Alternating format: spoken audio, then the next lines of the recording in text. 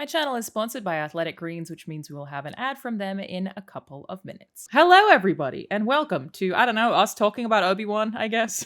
Joining me today is Michael, otherwise known as Rex and Around. We have Angry Joe, and we have Jacob over here from Funhouse. And I think we're all pretty broad on the spectrum of how we feel about Obi-Wan. And that's part of why I wanted to talk to you all is like, I'm so interested in hearing these other perspectives because mine is that I feel extremely negatively about it. I think it is almost so bad that it feels objectively bad. And that is like against like my being. Like I would never say that. I don't hate it as much as I hated Boba Fett, but I really don't like it. Good old Boba Fett. So I'm going to go around just in order. Michael, how did you feel about it? What's your general synopsis of how you felt about Obi-Wan? Yeah, listen, it's perfect in that my best friend is perfect. There are flaws and I accept the flaws because I think it makes it a complete story. Could it always be better? Absolutely. Was I a part of it? Absolutely. So there's that you got to kind of go into it with. I was an extra in one of the episodes, so I want to disclose that now. But no, I'm not being paid or am I on the payroll of Appreciate the Disney. Honesty. Jacob, how about you? For me, I was a little more in the middle. I think for me, the strongest parts were the beginning and the end, but it sagged for me quite a bit in the middle. I found things to enjoy in every episode, despite that. It was a constant tug of war between me just like loving Star Wars a ton and not liking what my eyes were taking in. Yeah, it is interesting how there are things that got me, and most of them are cool lighting. Most of it, I was like, good job on the lighting with that lightsaber there. That was pretty sick. Yeah. Joe, how did you feel about it overall? What was your general review? The show was just bad. I absolutely hated moments of it. And honestly, I'm souring on it as every day goes by. Yeah. And to me, the nostalgia berries that are there are just not enough to declare it good. And I think the thing I have the most problem with is the writing and the directing. It feels, at times like an over-budgeted fan fiction film. Sometimes it looks worse. That's the crazy part. It looks some of the cheap. fan films do it looks so cheap a lot of the time, Yeah. and sometimes not. Right? It's so inconsistent, regularly inconsistent. Yeah. And honestly, I think it damages the lore. I think it damages canon. In what ways do you think it damages canon? Because my approach to that, and I briefed these guys. don't think we have time for a top 10. So I feel it doesn't 57 reasons. It doesn't like necessarily specifically damage canon. I think what it does is nerf canon, or so like one of the things that I have an issue with is spoilers. Obviously, if you're watching here, I hope that you knew that there would be spoilers. It is time to talk about AG1 from Athletic Greens. AG1 by Athletic Greens is much more than just a greens powder. It is a nutritional drink that I love using and have been using for absolutely years. Since well before this sponsorship you're watching right now, you will have seen me drink it on streams. That I really love because it makes sure that I get so many of the nutrients that it's really easy to miss with a fast-paced lifestyle. It has 75 different ingredients, including adaptogens, probiotics, superfoods, vitamins, minerals. It's just jam-packed full of health benefits. And outside of being able to put it together really quickly and just down all of the nutrients that I know my body needs to get me through the day, the thing I found the most rewarding for me personally with AG1 are the energy benefits. If you're busy and on the go, you often need energy, and I'm a person who has very little energy anyway. But AG1 has a natural form of B12, never synthetic, biotin, bioavailable folate, and magnesium that really, really helps perk you up, especially if you have it in the morning. It's such a good way to start the day. Of course, there are plenty more things it can help you with, like performance and recovery. If you want to recover quicker from workouts, AG1 is packed with superfoods and adaptogens, including magnesium, which helps with muscle recovery. It tastes nice and fresh, and all it actually requires is 1 scoop or travel packet of AG1, 8 ounces of water every day. That's it. So it is very, very easy to drink. It's really refreshing, has a ton of benefits. There's essentially no downside. So go to athleticgreens.com/AlanahPearce to get started on your order. Athletic Greens is going to give my community a free 1-year supply of immune-supporting vitamin D and 5 free travel packs with your first purchase. That is athleticgreens.com/AlanahPearce. Qui-Gon gets stabbed with a lightsaber, and we're like, well, that's that done. But then Reva gets stabbed twice and lives. She gets stabbed twice. The Grand Inquisitor is stabbed. She says that she's alive, hiding in a pile of dead bodies. Off of stormtroopers. How did Anakin not sense that she was there? why did Obi-Wan not kill Darth Vader? Why did Obi-Wan not kill Darth Vader? Like stuff like that. Do you realize that makes him responsible for so much. all of the atrocities that come afterwards? Yes. So I wanted to ask the two very big Star Wars fans on the other side. I imagine that you you have like how you reckon with some of this stuff, but how did it get to a point where like it didn't matter to you? And I'm so Jacob, genuinely curious. I like that she's talking to us like we are absolutely out of our minds for enjoying it. It's really hard for me to like to listen. You guys you are out of your mind. It has a saving grace, and that Flea is now canon in Star Wars. That's true. Great chase scene. No, I'm not asking how you like it, because that I can totally understand. That's a lot of like expectation, what you go in expecting, like, and I don't think there's any fault in that. What I'm asking is like, how do you feel about the ways that canon has been shifted, as I'm using it, nerfed, like as it affects this, like even the basic stuff of like, Leia clearly not being sad when Obi-Wan dies in the future. Yeah, you're talking about filling in like this story. How do you feel about that kind of stuff? Like for me, it's always interesting because this is something that I think Star Wars has had to deal with having prequel stuff in general. Like there's like the throwaway line in Revenge of the Sith that Anakin and Grievous meet for the first time, so they can't meet ever in 6 seasons of Clone Wars or whatever. Yeah. Which is hilarious. So now we've got like, okay, how do we have a whole adventure with Obi-Wan and Princess Leia and make it like seem like it's not weird in episode 4? And I think I was okay with a lot of that. Like I was willing to like put up with that closer connection that didn't really exist before. And stuff like Darth Vader and Obi-Wan fighting again. When the show was first announced, like I was personally like, I don't need Darth Vader in the show at all, really. Like I'll take just like an Obi-Wan adventure. Hayden Christensen teases is what got me excited. Like, got me. Yeah, and then without Darth Vader in the series, it wouldn't even be worth watching. yeah, I turned around on that with this show for sure. So I guess it's something that like you can just let go. Like, is that that kind of the resolution? Is that you're like, you're just okay with it? You just kind of like don't put a lot of stock in it? Yeah, exactly. Because like the end of Revenge of the Sith was basically just connecting those dots immediately without anything in between. I'm like, that's way dumber than this happening in this show for me personally. So that's just me. Yeah, and to second that, I look at Star Wars as kind of a growing and evolving organism, and I think I look at it that way because of what we've been given over the past 5-10 years. If it was time locked and secured and boxed up and put away on the shelf, as is Lord of the Rings or the Harry Potter series, it's untouchable, and it is what it is, and you can add around it, but you can't change what it is. But Star Wars, since George Lucas, has always changed. He kept going back to his movies, adding new CGI, new scenes, new characters, new musical numbers. And all so for bad. me, however you want to say it's bad, it's definitely subjective, but you are right in that it changes the essence of what the original story was. And I think to be a Star Wars fan, or to be a happy Star Wars fan these days, it's good to acknowledge like that this thing is going to continue changing under us. And for me, I've always said, hey, if I don't like it, let me work to actually be a part of changing it. And that means, anybody who's upset with it, I always say like, dude, I literally just showed up in Kenobi. I was a Star Wars fan and I was able to show up in Kenobi.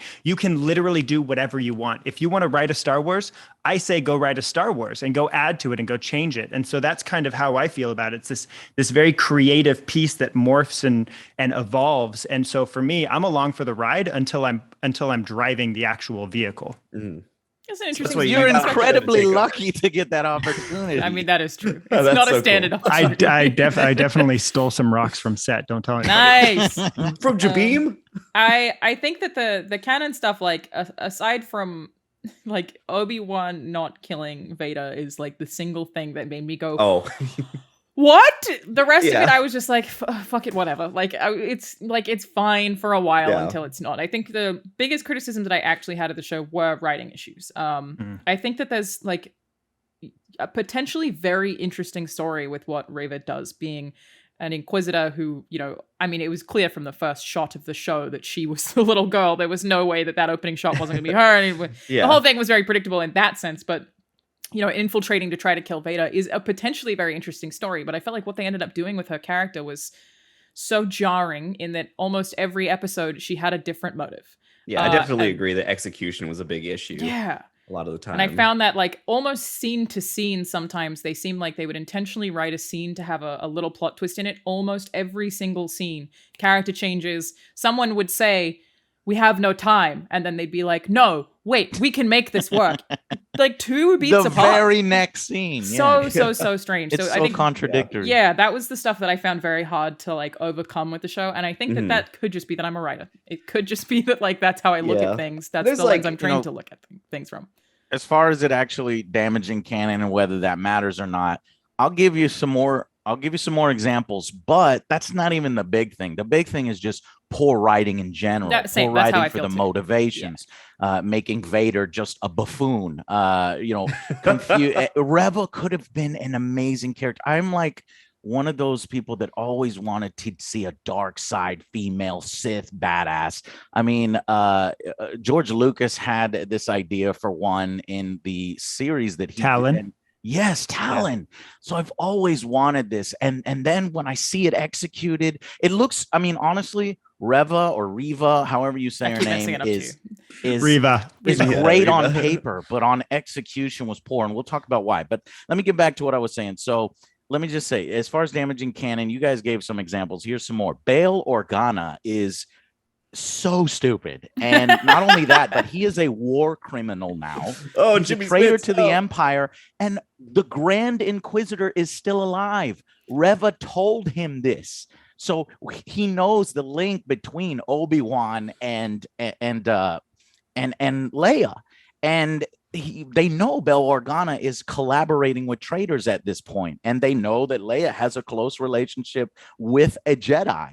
And so it's like a lot of like you stuff. said, the list of things that break canon is not small. No, Michael, go ahead. Can I add to this? So I think what we're overlooking is that hubris has always been a part of Star Wars, and that's the overconfidence. And so I looked it up to give you guys the exact definition: excessive pride or self-confidence, and that was originated from Greek mythology. George has always added hubris to his characters, this overconfidence that allows Vader to leave his enemies alive, that allows Obi-Wan to leave his enemies alive, that allowed Obi-Wan to leave him alive in Episode 3. It would have been very easy to sink a lightsaber into his head, kind of like the Geonosis battle arena, but he didn't do it. And so to me, this doesn't break canon because Star Wars has always had these characters that will walk away after a victory. And we're talking Clone Wars. So we're talking the Mortis trilogy. There's a dozen different references that we can pull from where they should have finished off their victim. The Grand Inquisitor to Kanan, the Grand Inquisitor to Ezra, Vader to Ezra. And yet they don't do it. And I think that's a big part of Star Wars storytelling. Like for Obi-Wan getting cut in half and coming back? Maul. No, not coming back. Like that part's fine. But choosing that not part's fine. He didn't he killed him very quickly.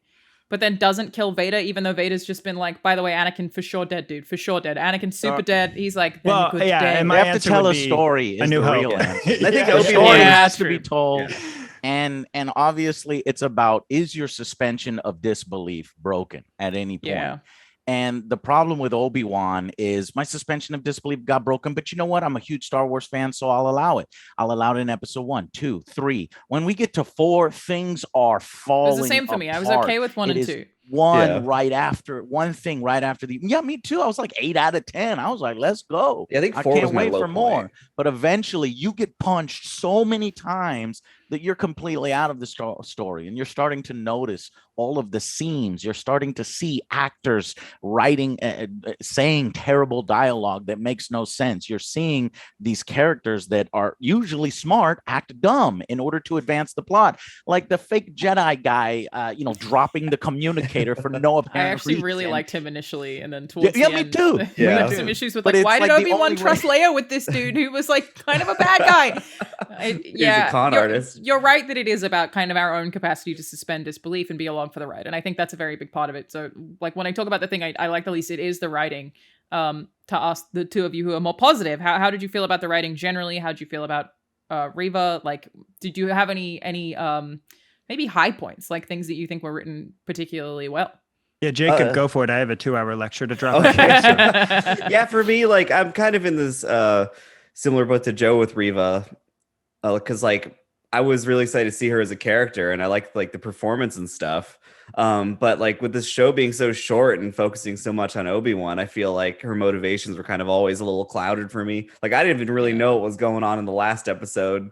What was her motivation there? The end, kill that kid. Jacob, really I'm like, what is going Justice. Yeah, Justice, Joe. revenge would have made more sense, but even then, it almost seemed like she'd had a redemption arc right before that. I actually didn't like her performance, but So I put she's it down gonna to kill directing, not a youngling to to the actress. avenge other younglings? And Yeah, it's like with Obi-Wan and stuff, I think it was I guess I just would have wanted to see more like introspection and stuff. I mean, I enjoy Ewan McGregor's performance. He kind of carried me through the whole to thing. Look at.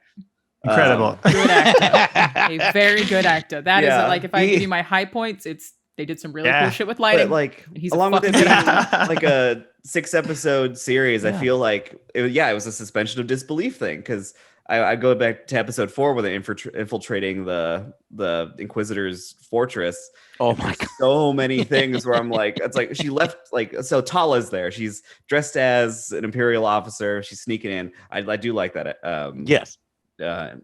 What's the actor's name? Indira Varma. She's great. Yeah, she's great. She was Super so good. I'm like, oh, you're so good. Dang it. But then they fucking leave with the trench coats, Jacob. Yeah, The there's trench coats, and then like she leaves the comlink on the countertop, and Obi-Wan's like on the other side of the comlink, like, hello. It's a reference to A New Hope. Okay, It is. they're It looks- giving us yeah. crumbs here. It looks exactly like the thing in A New Hope, but I'm like, wasn't there a guy like sitting right there? Yeah, that's the problem. Okay, In A okay, New Hope, yeah, there all was right. nobody right next to him. Okay. Yeah. Here's okay. Did any of you watch episodes 1 through 3? Now I'm not talking the show. I'm talking the prequels, because you're all picking this thing apart. But we were just sitting here like 15 years ago saying, "Yikes! This writing wasn't everything that it could have The been." writing is bad in the Yeah. prequels. And now- Good but point. we- Good point. now we I've seen look on it, RLM's videos on it. There's so much nostalgia, and there's so much that we love about it, and that to me is Star Wars. Because I honestly can't think, argue right, that. I will give the prequels so much Right. leeway. Like I can't. I'm not even done.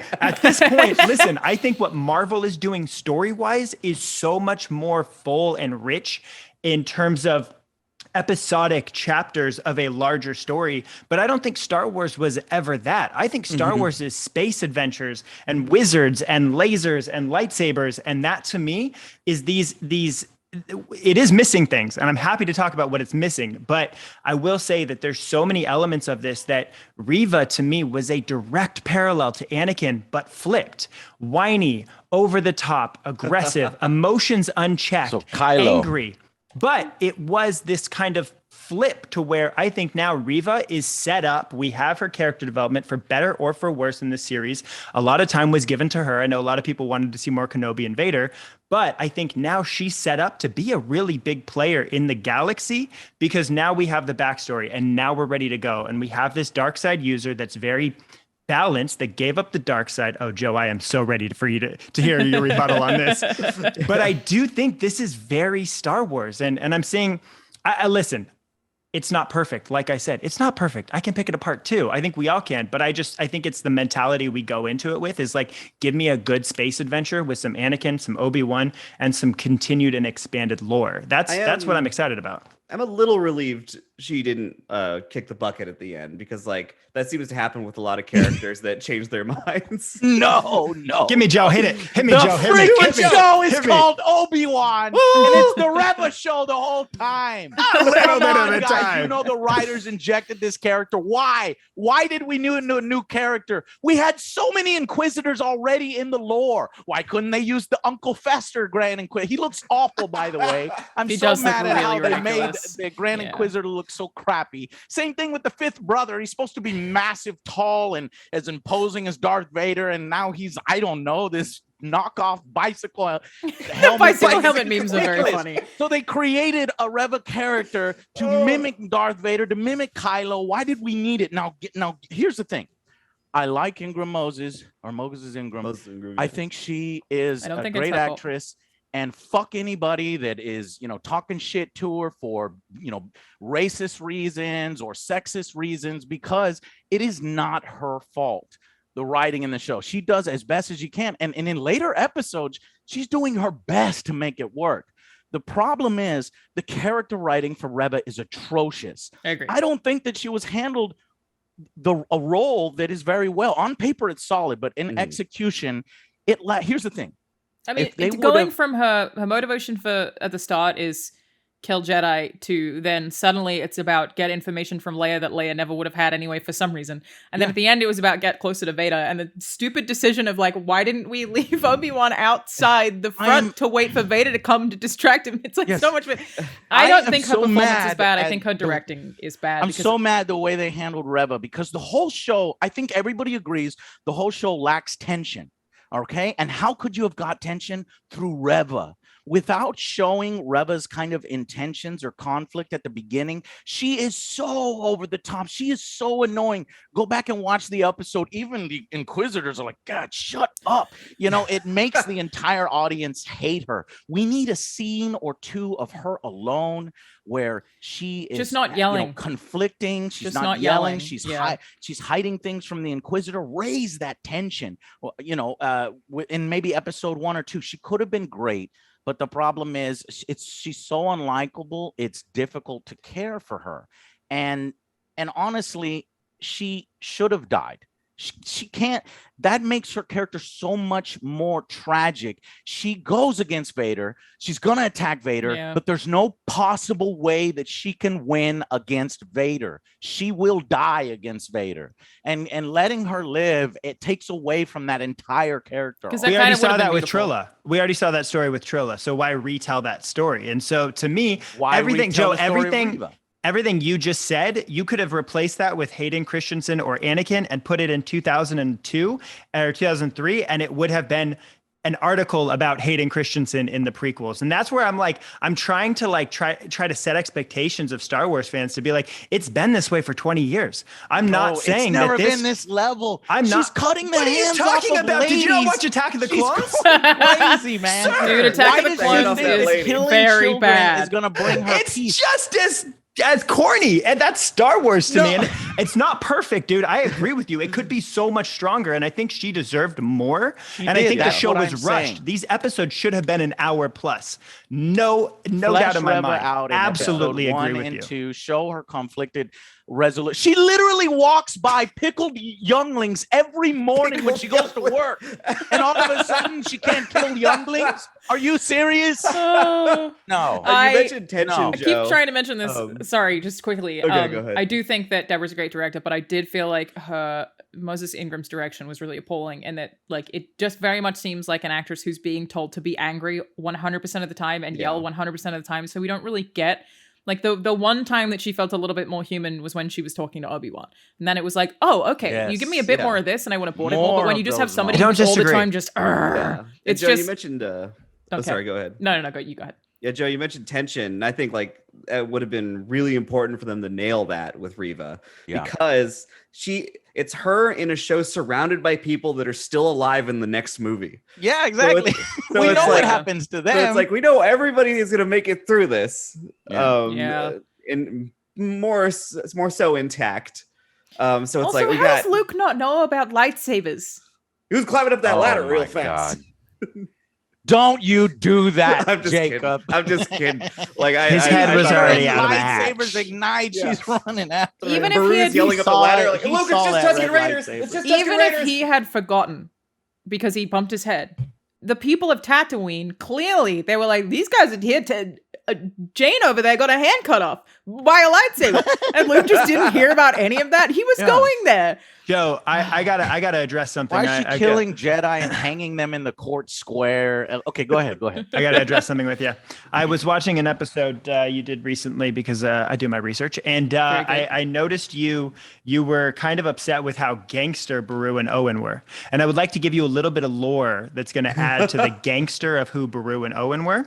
In the comic books, they were a part of the Underground Railroad to free slaves on Tatooine, and they killed a lot of people.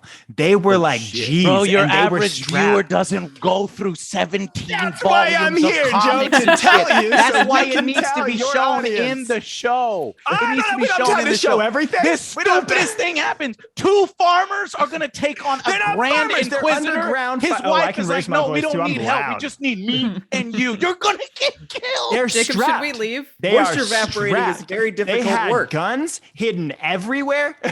Pity shotguns. That's going to stop a fucking force user who can easily ricochet them back. Joe, let's go get And ice they don't cream and even talk set about up this. crossfire.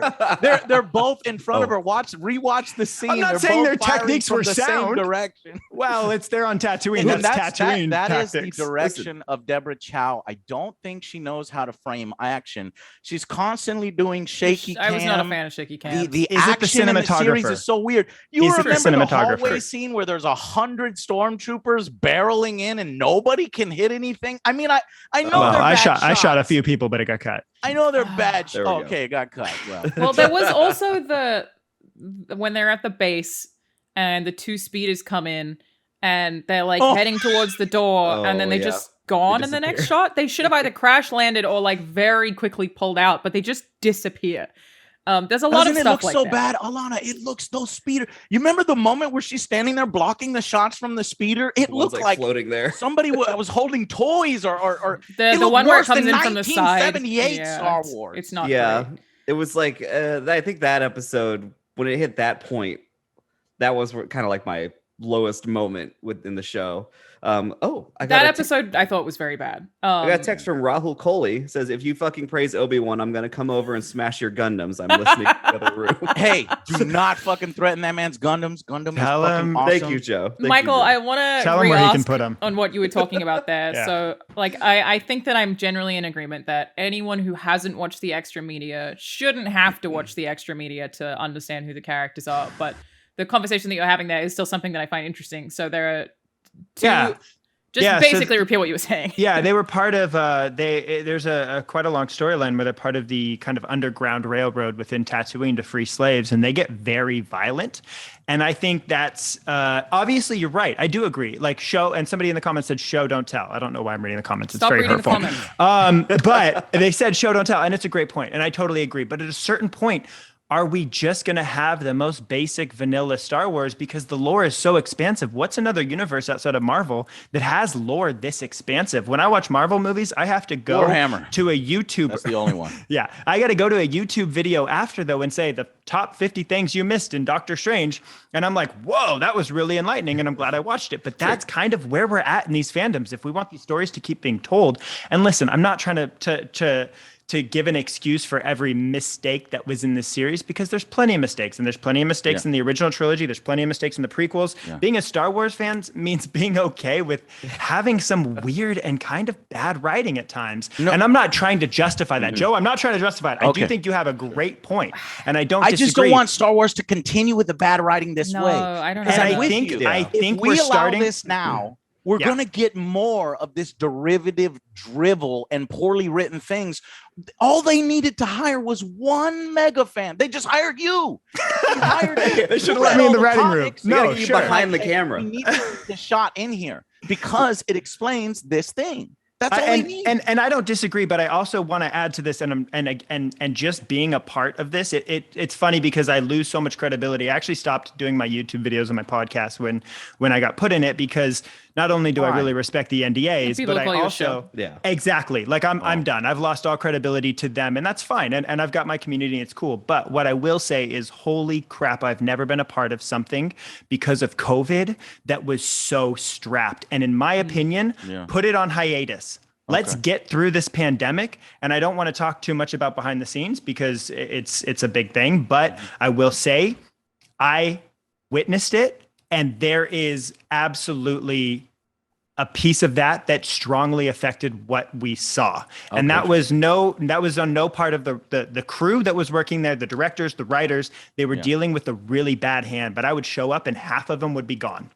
And it was like, that was the mentality we were going through. And it was like a fight for survival to get this thing done. And so I think I have a lot more, I think I have a lot more empathy. I have a lot more empathy, but you're right. You're not wrong. COVID that were really, really, really good though. So it's like, did they have the Disney, but did they have the Disney rules behind them? Probably Bro, do you know how much money Disney has? No. But the safety, the safety rules, like the safety and precautionary systems and structures put into it. Again, I'm saying they're all pretty strict. I'm admitting that we definitely have some missteps, but I do think that's multi-parted and you can't just throw it up to like bad writing. There's context to it. So Michael, we currently have you on the defense. It's very easy to be passionately angry, which I also am. I'm having a good time. I want to give you the opportunity to say, like, what do you think is the number one thing the show does most successfully? What is the thing that you think it does absolutely the best? The thing that makes you really love it? Like, what is that for you? To me, it forgave Obi-Wan. And that's, I think, if nothing else, we got that. We got Obi-Wan saying, it's not my fault. We get Obi-Wan in a position where he is a new hope, Alec Guinness, to where he says, Vader betrayed and murdered your father. And he can say it because in the past, I was like, well, from a certain point of view. But now we got Hayden Christensen as Anakin saying, you didn't kill Anakin, I did. And to me, that was really important because I'm such a fanatical Obi-Wan Kenobi fan. I mean, the Obi-Wan merch I have in my house is ridiculous.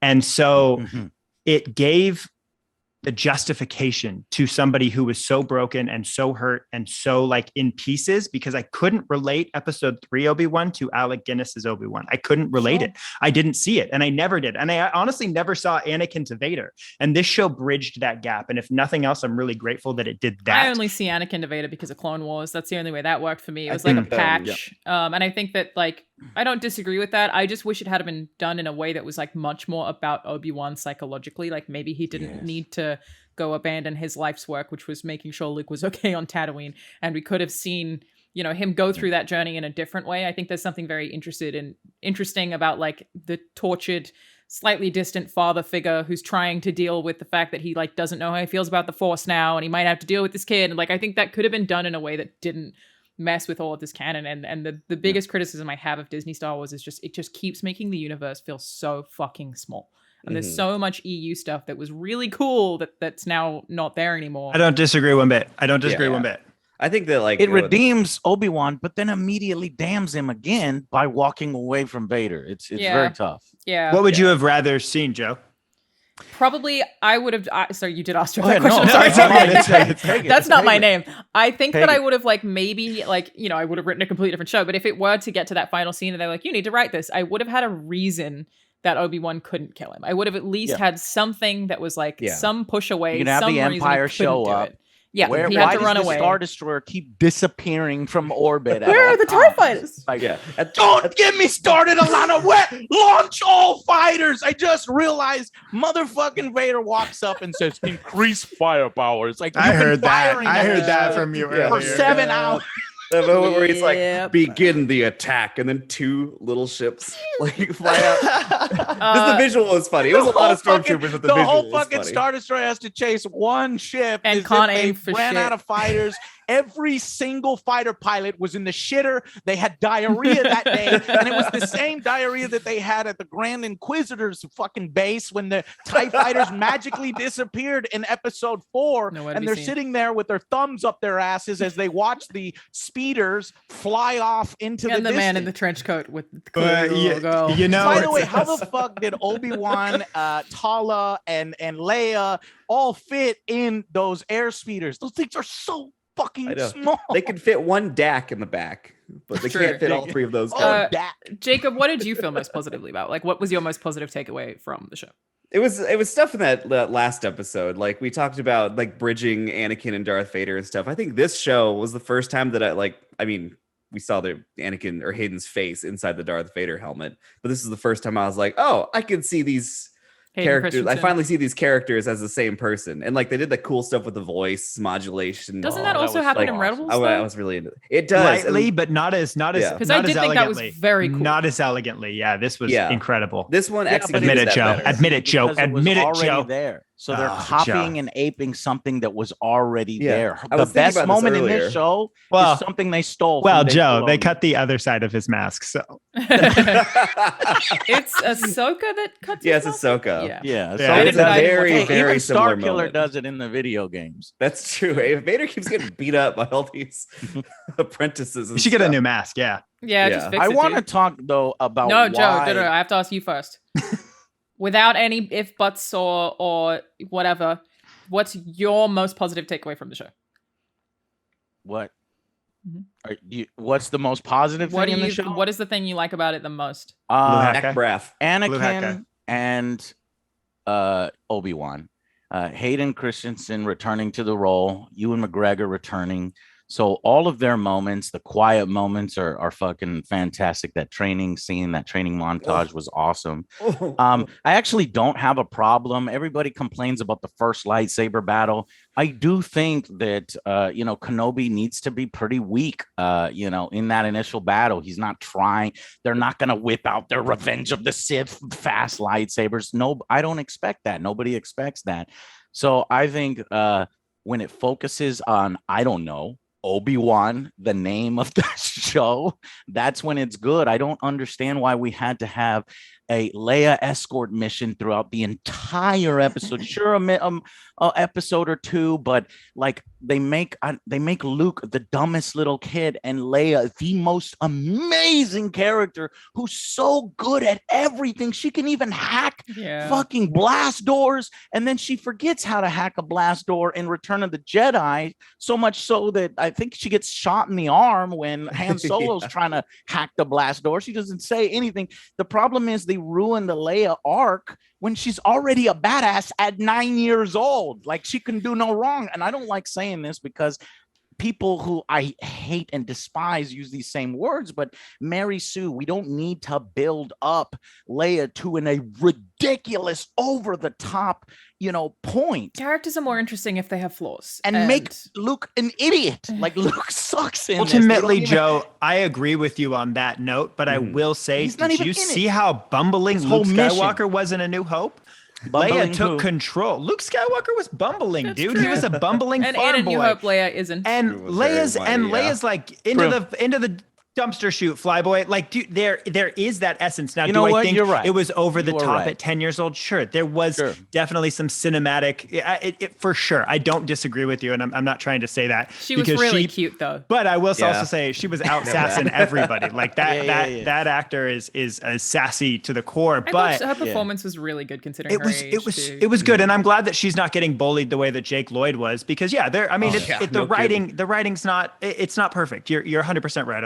I'm not trying to argue that, but I will say it was very reflective of A New Hope Luke and A New Hope Leia, but the dial was turned up to 10, and it was a lot. And I agree with you on that. Yeah. So I actually didn't feel that they made Luke an idiot, just because I feel like I didn't even see Luke. Well, he just wanted toys. Yeah, he just wanted to play with toys. Like he kind of, I feel like, does have the privilege of just being a kid on Tatooine. Like, what is he fucking care? Like, absolutely. I didn't feel like they made him dumb. They definitely made Leia unbelievable. Again, it's I think that this is right, and that I hadn't thought about, and I appreciate the perspective of so much of this comes down to how much you're willing to suspend belief.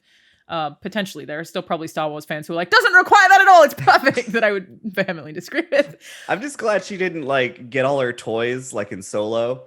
Like all of her, like when she got Tala's holster, I'm like, well, she probably like left that in Alderaan when it got blown up. Yeah, where's Lola too, Jacob? Oh no, dead. Gone, dead. He was also on Alderaan, probably. Confirmed. There for merchandise and now dead. No, the Lola bot. Yes, very cute. Tala died in the Lola bot. It's like, I mean, we never see it again. I guess if they do a season 2, I mean, despite all this, me hating it, I kind of do want to see an Obi-Wan, Qui-Gon Jinn like buddy training series. But they could have just had that this time. Yeah, exactly. What about just a special? What if they started to do 1 hour specials? That's what I've been saying is like, don't give us these whole limited series. Just give me a 1 hour special. Give me a window into their life for an hour and show me what's going on. And then let's move on. Because that's where I'm at personally. Yeah, I think like, and with Qui-Gon, like while we mentioned Qui-Gon, like I do wish, as happy as I was seeing Liam Neeson, just because I can't help myself, I do wish that like his involvement was more like pivotal to Obi-Wan's like arc and his growth and stuff. Because it was Amen. Instead, it's Leia, dude, because we gotta build Leia up to this. I think there's just a lack of arcs in general, and it's because we know where everyone came from and exactly where they're going to. We know where they're going to, I think, is the bigger problem. We know who they are the next time that we see them, and that means that the arcs just kind of have to go around in a circle. Like, I really would have liked to have seen a more tortured Obi-Wan, something like a little bit more hesitant, like maybe really drag out leading up to the moment where he actually turns a lightsaber on. But it happened a lot faster than I would have thought. Like, I feel like I wanted to see him tortured and see that perspective a lot more than I got. Alanah, the blame lies, and I know, again, this sounds like conspiracy theory stuff. The blame lies with Kathleen Kennedy. And I actually like Kathleen Kennedy, but you can look up interviews. I like some of the decisions that she makes to let Dave and John do their thing. Otherwise, I hate Kathleen Kennedy because there was no plan for the Disney sequel trilogy, and I will never forgive her. So I take back my statement. I hate it. And here's how she fucked up Obi-Wan too. Look it up. It's in an interview. She said the original scripts for Obi-Wan were too dark. Right. They were too dark. She had them rewritten. So the series that you wanted, Alanah, is the series that Kathleen said, nope. We gotta turn on that lightsaber a lot quicker. I sort of know somebody who's a producer on the show who I do not want to give away. The chase sequence with Leia. Any details of it all, but they essentially said the same thing. They were like, it was very different. And I had talked to you guys, off the record as well about that same thing because things change very quickly. But I will also say, Joe, you mentioned like they have to build Leia up.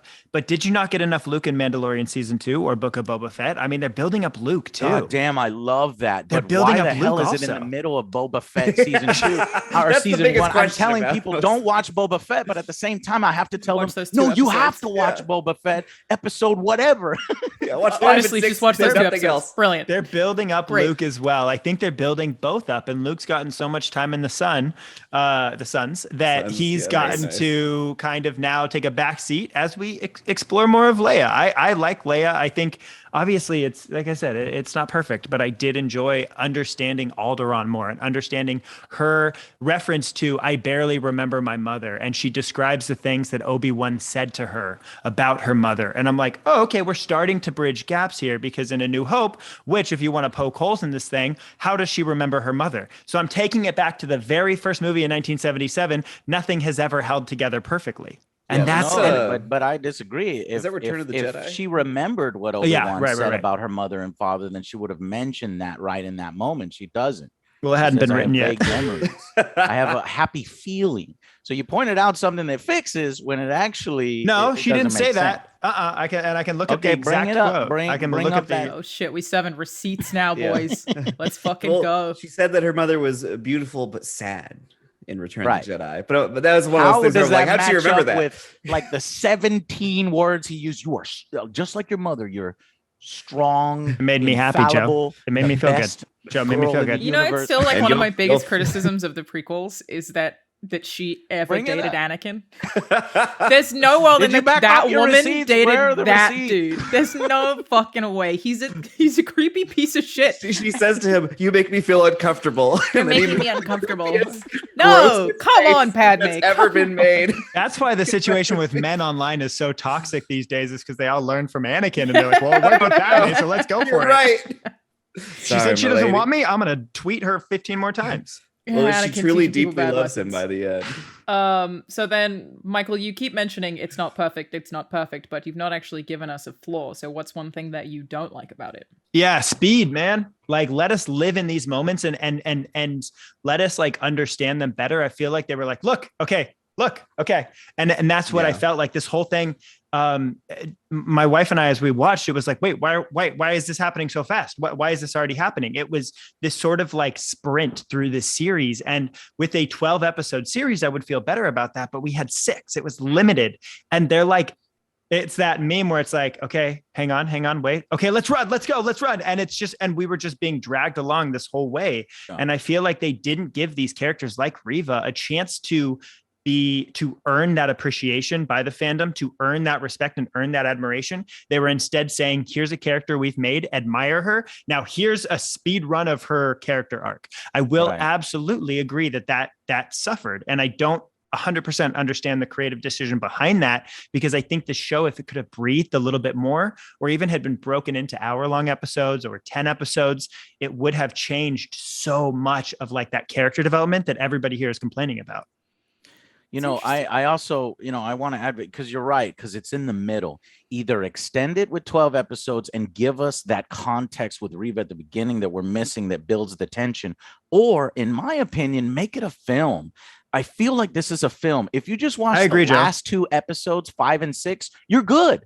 You don't need all the rest of the stuff. If it was a film, you would have got the Reva stuff tight, and hell, maybe Reva wouldn't even be in that version. It would be focusing on Obi-Wan and those moments with Obi-Wan and Anakin and things like that. So I think it would have been more effective as a film. But look, it's the streaming wars, right? Disney needs content. They need watch hours, and they need this thing to happen. So either they give us the 12 episodes like you want, or they give us this half thing, which is what they gave us. I think the writing kind of suffered a little bit. Like, that's what I was thinking about this, because like it's just 6 episodes, like you said, Michael, and instead of having Leia get kidnapped twice and like having a rescue thing happen in the middle of that, just like find a way to get rid of the whole infiltration of the fortress thing. Yeah, worst episode. It's like spend some episodes like they redid Fallen Order. They redid video games. I mean, I reviewed that shit, and I was like, "This is Fallen Order." Those windows are very fragile. It's also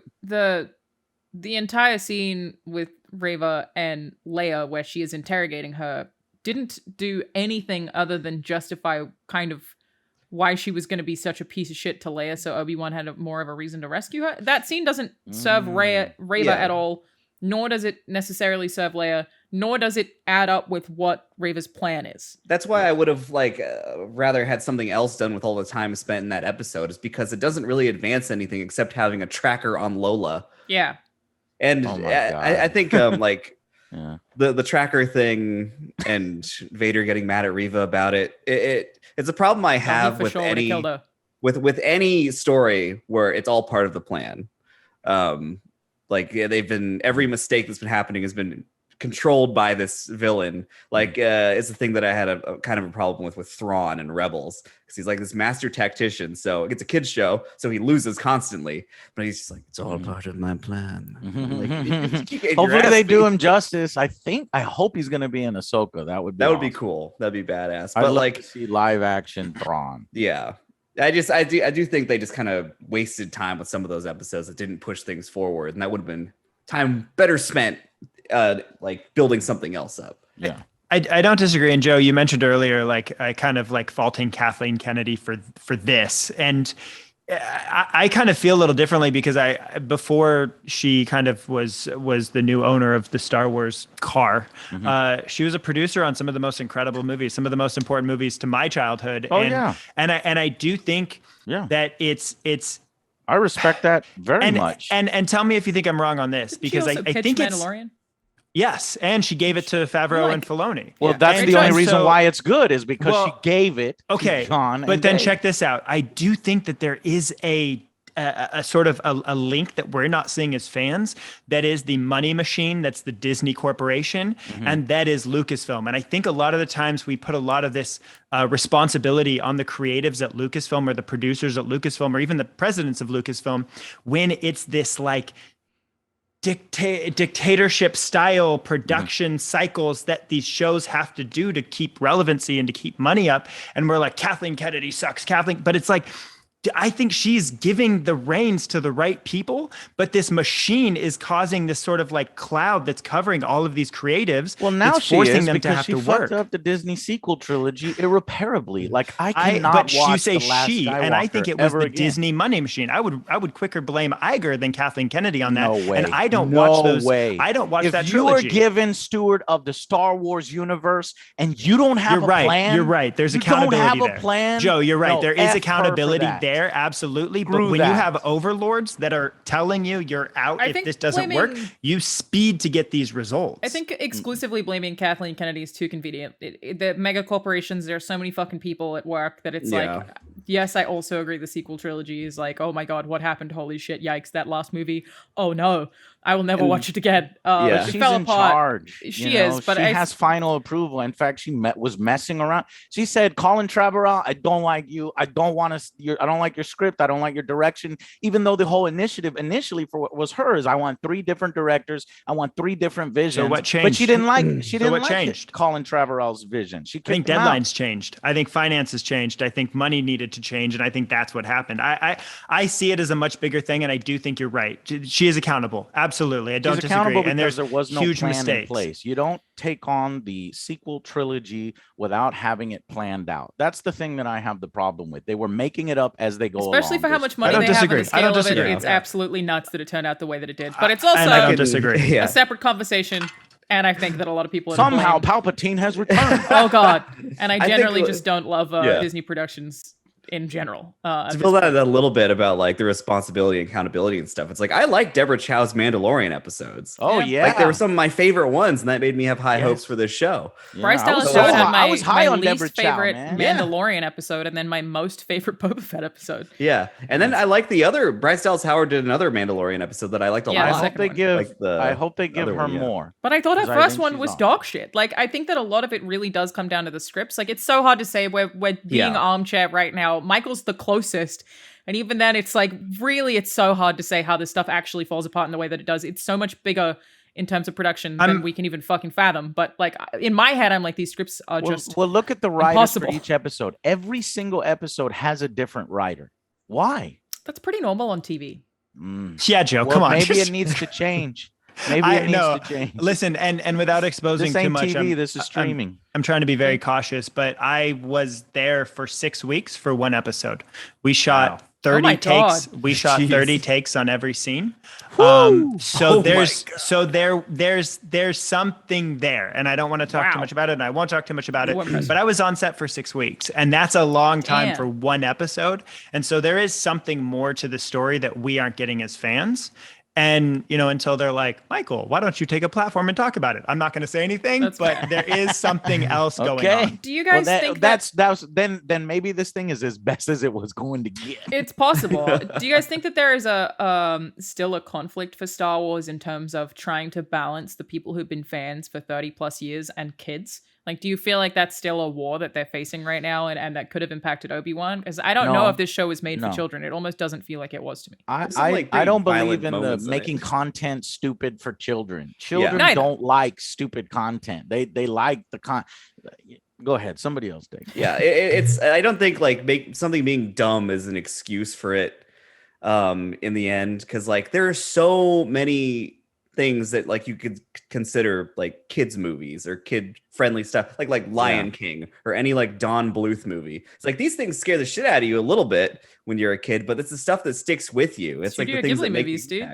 Yeah, it's They're like all very good. Exactly. It's like there has to be some kind of emotional payoff and like sometimes a little bit of trauma in these things, because that's the stuff that really makes you think when you're a kid. So like I think with Star Wars, like it can be approachable for kids, but also be like a valuable experience for adults too. Like it's the stuff that hits everybody. Well, it's Clone Wars. The same. Yeah, exactly. It's that it connects to both. And I will say I think I have a younger audience than all of you, just because I'm very heavily Clone Wars. And so I had a bunch of 14-year-olds. And so, it's everybody's talking about kind of this sucking objectively, but it's not objective. It's very subjective. And listen, I had people at my office at work, like people who had never watched Star Wars because they knew I was going to be in episode 5 were watching the series. People who were very distant to it, and they were coming in, and I'm talking action sports people, not nerds like us. And they were like,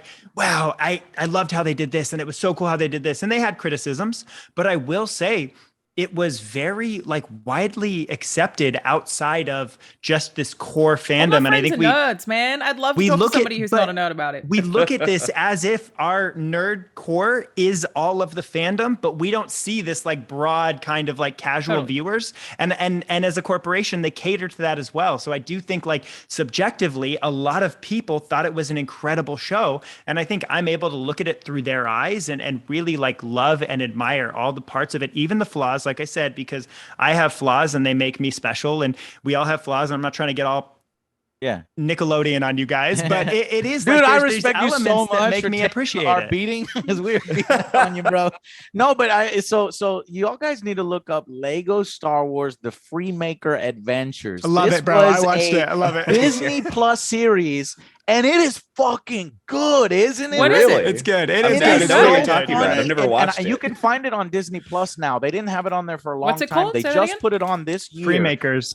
Freemaker Adventures. They remix the Star Wars. They do a lot of things. It is so smartly written. It is so funny. Huh. And it is for kids. That show's writing is better than Obi-Wan's writing. And that says something. Subjectively, Wow. it is. Yeah. I'm gonna have to actually check this out. I know what you're the talking about. Freemaker Again, I love Clone Adventures. Wars, It and is Clone Wars so feels like it's for hilarious. kids. I'm in agreement that like for kids, you should still write things with intelligence. Kids are going to find fart jokes and people falling over funny. They're going to find lightsabers cool. They're going to find big spectacles cool. You don't need to dumb characters down for children to understand them. They'll just grow to Thank appreciate you. them over time. But I still Yeah. think that there can be, like, for a mega corporation, a challenge of like, how dark can this be? How realistic can we be with his PTSD? Like, Yeah. from an ethical standpoint, I don't know, but I just was like, maybe that's part of like what happened with his production, because it's very difficult for me to even fathom how the writing turned out the way that it did. Alanah, what did you like about it? I thought the There you go. lights were pretty. I thought they did some pretty light stuff a lot.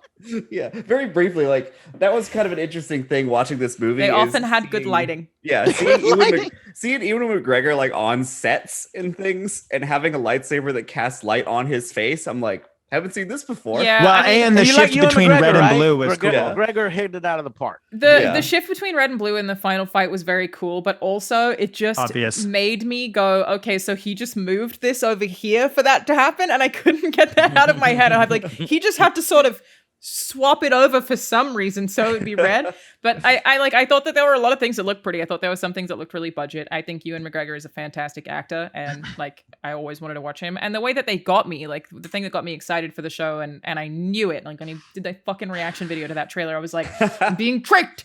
Was like Jewel of the Fates.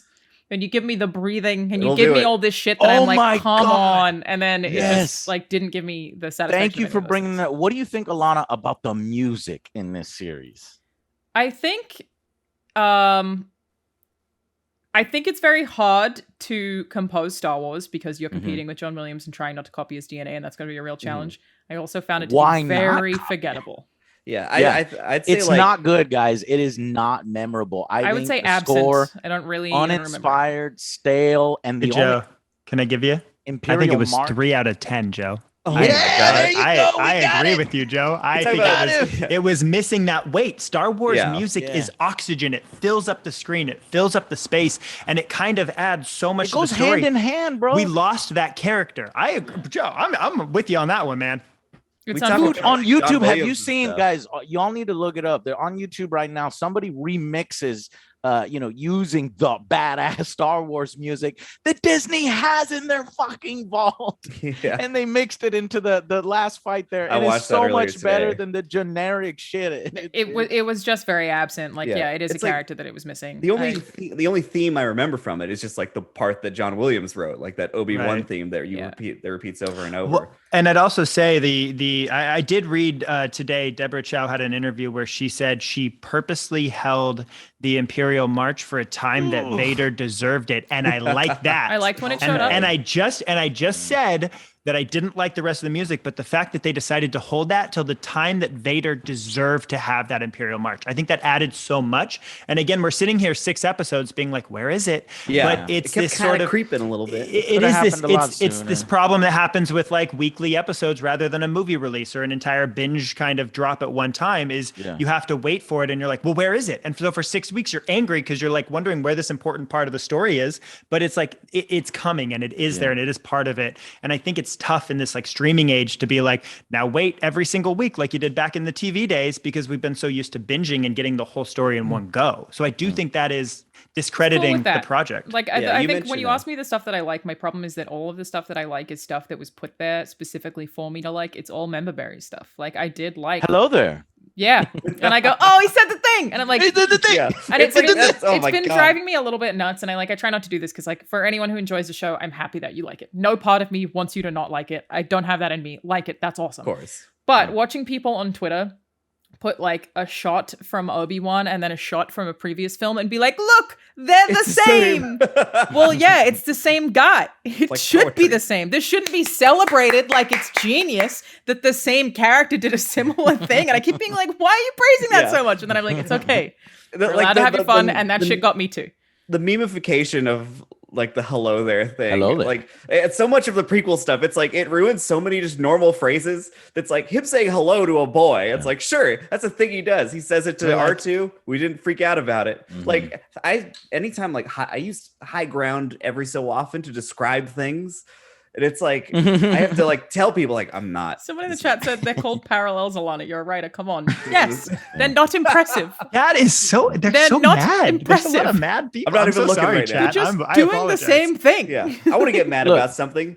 Now that we're going to have 20 Star Wars TV series, we're allowed to be like, hey, this particular one, not that great. This other one, fantastic. You know what I mean? We need to praise the ones that have great writing, like Mandalorian, and we need to let them know when the writing and the music and the choreography and the characters are not written to a level that fans expect from Star Wars. I mean, look at this. I've got a list pulled up in front of me. Let's count them together. Okay. So Obi-Wan is already out. I'm not going to count that. So you got Andor TV series. You got Tales of the Jedi animated TV series. You got Bad Batch season 2. You got Mandalorian season 3. You got Young Jedi New Adventures. You have Star Wars Visions Volume 2. You've got Ahsoka TV series. You've got the recently announced Star Wars Skeleton Crew with Jude Law. You've got the Acolyte TV series. The Bad Batch season 2. Yeah, there's a Bad Batch season 2. You've got the Lando TV series that's being talked about. That's 10. You got the Taika Waititi Star Wars movie. Yep. Did you get Rogue Squadron? Rogue Squadron movie. You got the Book of Boba Fett season 2 possibly being talked about. You got the Kevin Feige Star Wars movie. Maybe he can come in and rescue it.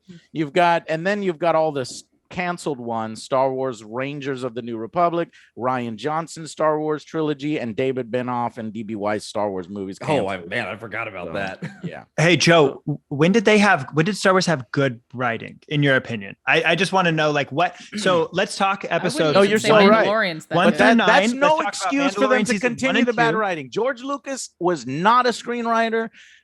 It's sand. I hate sand. It's coarse. and no, it's because I'm so in love with you, you know. Alanah, if anybody said that to you, you would crack up laughing. Yeah. I would have had that guy jailed. And it's fair to say that that's what some fans love. Look at me. No! I'm surrounded. There's a sort of fun, corny, like cornball style Star Wars. A New Hope. You're embracing A New Hope is my comfort movie. I've watched that movie 10,000 times. And it is so into the trash chute, Flyboy. Like it's just, there's so many very corny lines. That's good writing. That's good corny. Bad corny is in your opinion. I mean, that's where it's like it is. And somebody was like, there's no such thing as subjective in writing.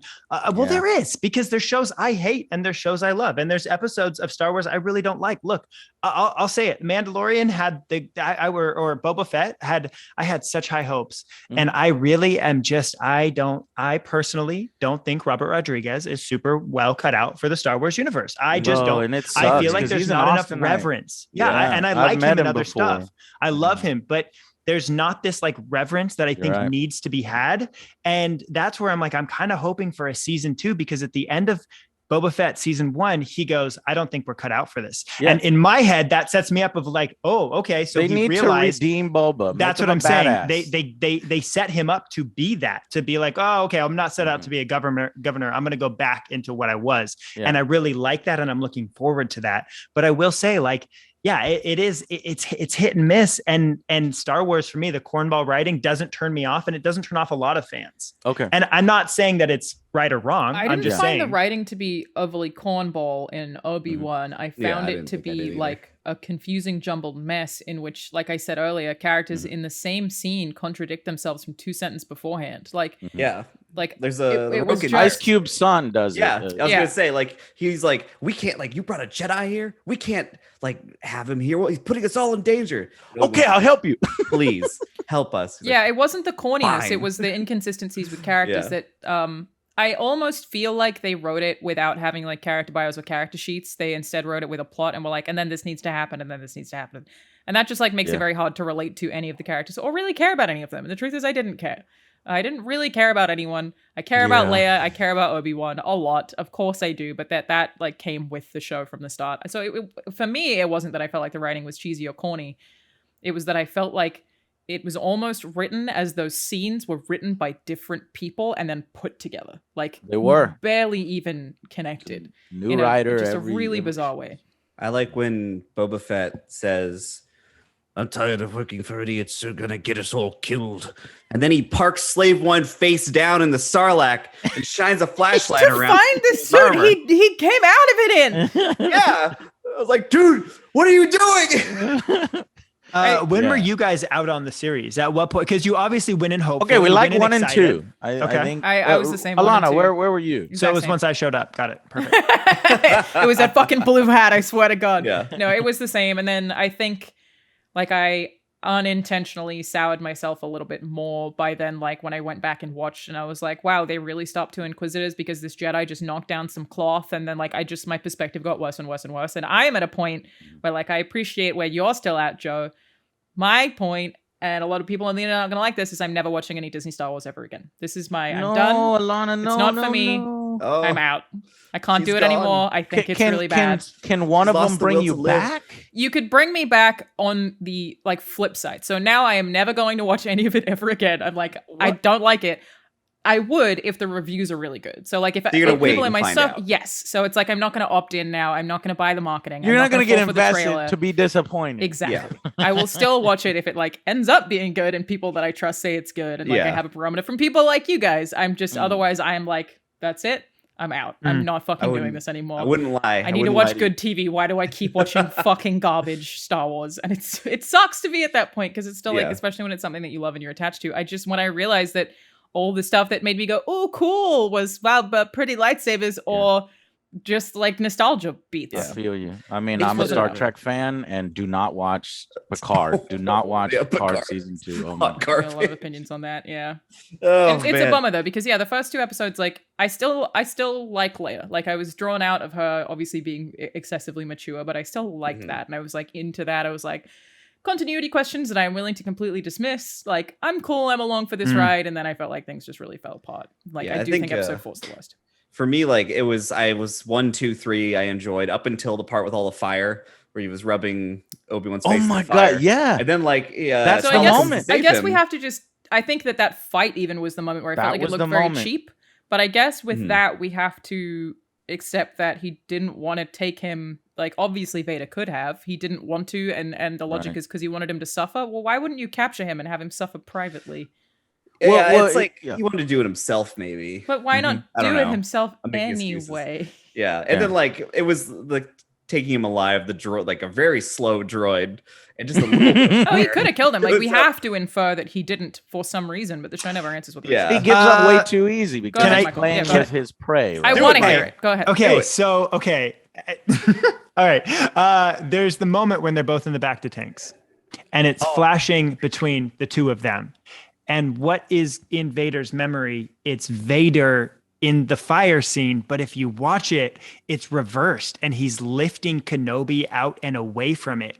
And then you see Vader struggle. You see Anakin struggle. Go watch it, Joe. It happened. He lifts his hand up out of the fire rather than putting him down. And then in the final battle, we see Hayden Christensen, Anakin Skywalker. Bro, he dragged him through the fire. In the episode, but in the back to tank flashbacks, he lifts him out of the fire. He lifts his hand up. It's in reverse. Joe? Okay. I watched it a lot of times. Okay. And so I think fast. And I think this was just missed. And again, show don't tell. I'm not saying like you guys are idiots for missing it. Like it should have been more clear. But how does that...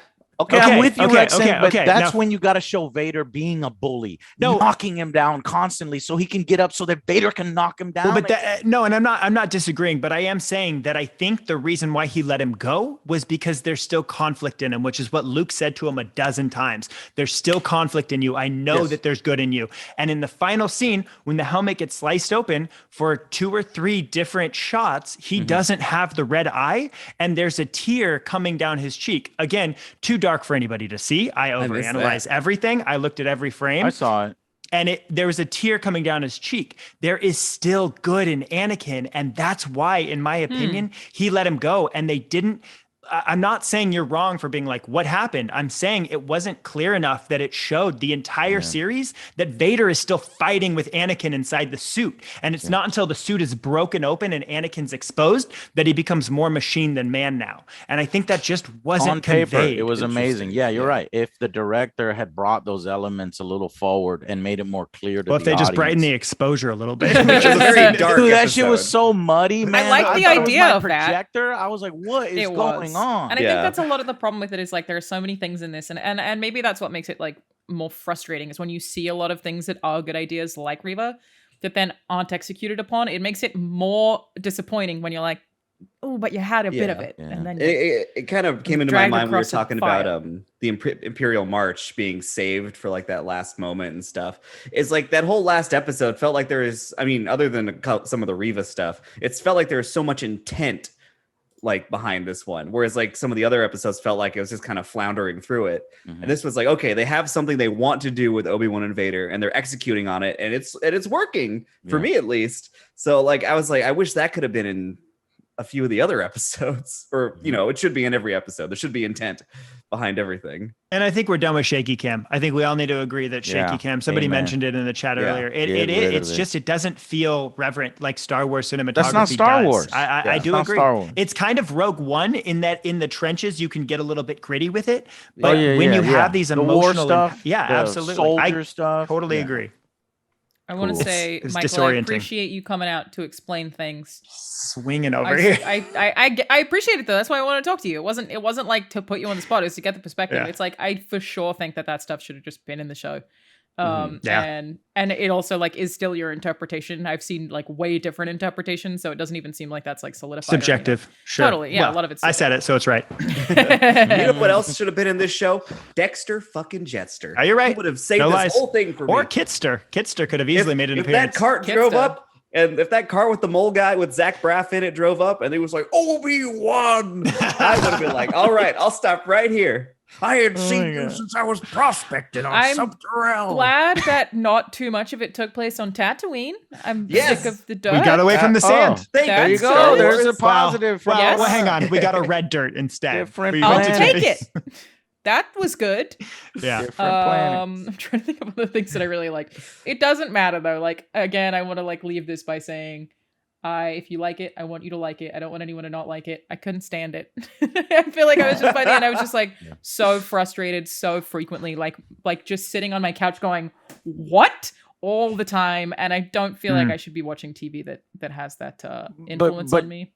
But what do you think about, I know you're not going to watch it anymore until you get some good reviews in. Are you excited about the next one, Andor? No, I'm done. I'm out. No, done. Because that's part of it is like the people who bitch about like fandoms that they don't like or IPs they don't like but continue to consume them. Why? Like just watch other shit, dude. Like I don't want to be that person either. If people that I love, people like all of you like Andor, then I'll watch it. But I'm not doing it. Like Ahsoka was the one that had me the most excited as a person who really likes Clone Wars, but even then I'm like not fucking doing it. I'm watching Andor for Mon Mothma. That's okay. I feel like Andor has no expectations that it's going to be good. It like the trailer I was surprised by because I didn't really care at all. It was shot at Pinewood. Yeah. Oh, really? It wasn't shot on the volume. So was Obi-Wan shot on the volume? That's going to be your first one, not shot on the volume. It's going to feel gritty. It's going to feel real. And hopefully they go the soldier angle, the wars angle in Star Wars that I can call up Alanah and be like, hey, this shit is good. That's it. You send me a DM when it's good. Yeah, I'm only after the whole season. I don't want any Skarsgård's here. I don't want any motherfuckers messaging me. No motherfuckers messaging me being like the first episode was good. It's got to be the whole season. Don't do that to me. Jacob, I'm so excited for episode 1. The fog clears, the rebels start to approach, and who is leading them?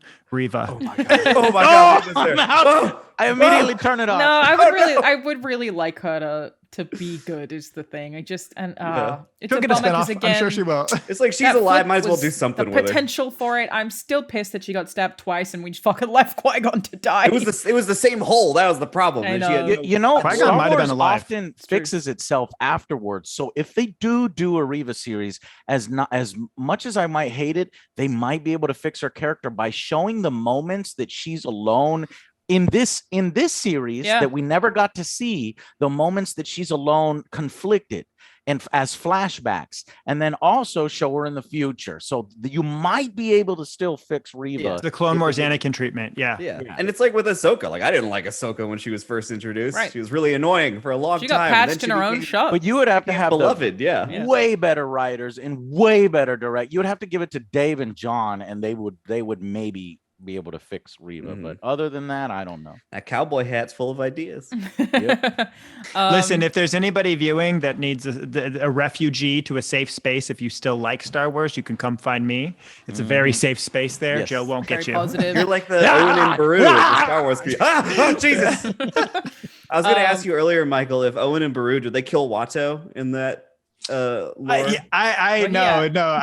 They don't, as far as I know. Oh, dang but it. they could. But you should check out the comic series. There's a name that they go under, and I'm blanking. But you just type in Owen Beru comic series, it'll come up. But it actually, just so you know, it adds to episode 4 where they're burned alive. You're like, oh my gosh, they went over the top, and it's like, no, they probably put up a fight before they were finally killed by the Empire. It really does retcon a lot in a really good way.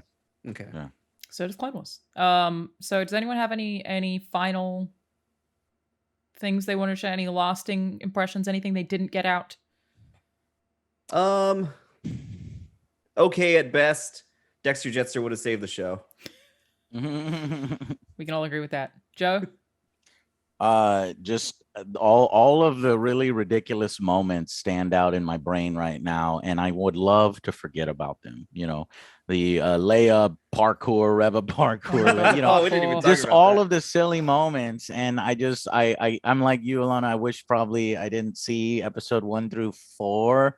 And then maybe just came in for 5 and 6 to get Just some like of that. Mandalorian. Like 5 or and That Boba Boba Fett, member just like Boba berries, I Fett. guess. Oh Yeah. no, I mean, yeah, I'm even disappointed by 5 and 6, but it's like there are little morsels here and there that I liked from Obi-Wan, and maybe it was the pandemic, and there was some behind the scenes stuff, like Rexon said, and I understand how hard it is, and how much pressure there is to live up to a Star Wars series, and I respect you so much for coming out, Rexon, and defending it and being positive on it, because honestly, if they put me in Star Wars, they make me a Sith, I will fucking defend Star Wars. Yeah. Best thing you've ever seen. I'll sell out. Yeah. I'll Well, sell. You make me a Sith in the next movie. No, I that's it. appreciate that you're still This a is the fan though, best Joe. shit ever. Like you're still Yeah. like part of the passion comes from still being a fan and wanting things to, Yeah, I'm a huge fan. I as just long want as it nobody's to be out good. there yelling at people when they do like it, that's the only thing that I Well, Yeah. and this kind of proves that 4 people with very different opinions are able to, in a really humorous and fun way, coexist together and talk about Star Wars. I mean, I thought, I gotta say, I think I was more nervous for this stream than I was before my episode came out, and I had like serious anxiety. But I was like, oh, I'm gonna get wrecked. I don't know what to do. Thank you for coming on. I appreciate it. And I really appreciate you guys for having fun with it. And to me, Star Wars is, I collect stuff. Obviously, I make stuff. I collect, that, yeah. and not all of it is as good as the other stuff. But to me, I'm like, I cherish every single moment, and I wish people could as well. But I totally understand why they don't, and I understand why people don't like it. But for me personally, and the reason why I kind of keep it to myself, is because I just love every little bit that I can get my hands on, because I have this hyper fixation with Star Wars, this attachment to it that I cannot break. And so for me, I'm like, let me figure out how to find joy in every little element, even when it's the Book of Boba Fett and it's the Speeder Bike Gangs. I'm like, let me laugh with it. Let me joke about it. Let me make memes. Let me think it's funny, because there's no point in me being angry about it, because I have no control. Now, someday I think I would like to have a little bit of control over it, and I think I could do something really cool with it. But until then, I'm just collecting pieces for my collection. And they're not all great. They're not all front stage pieces. I respect that that's like how you've chosen to enjoy it. Like that's totally 100% fair. And I wanted to talk to you because I was like, I need to understand this perspective. Like what? And I get it. Like I totally get what you're saying.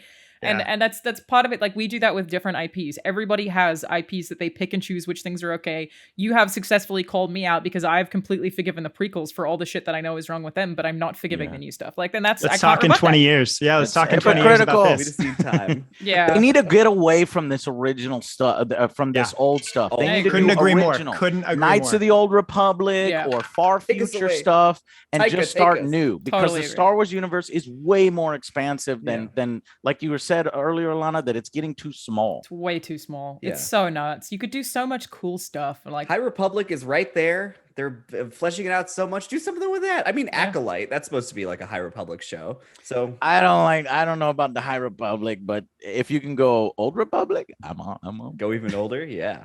Old Republic. all right. Because you get that Braveheart stuff where, you know, you know those CGI videos they made for the MMO? God, I wish I could see They're that in good. live It's action. really. I feel like I agree watch with you, those Joe. constantly. It's They're just so good. Jacob, where can people find you? They can find me on Funhouse, the YouTube channel, making some goofy stuff over there. And then I also stream twitch.tv/JacobFull, JACOBFUL. Every Monday I build Gundams. So A lot of Gundams you got back there. Yep. Whole lot of I'm Gundams. running out of space. It's a big problem. Joe, where can people find you? The Angry Joe Show. Angry Joe Show on YouTube and Angry Joe Show on Twitch. What else are you reviewing right now? Right now I'm playing through Starship Troopers. I fucking love Starship Troopers. That movie so long ago. It's just a nostalgia trip. So I'm going through that one right now, and that'll probably be next. Cool. Rexing around. How about you?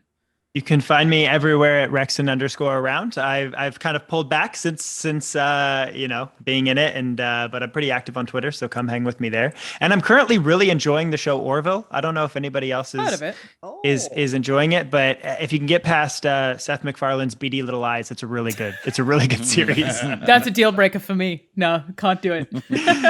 I had to get the Orville plug.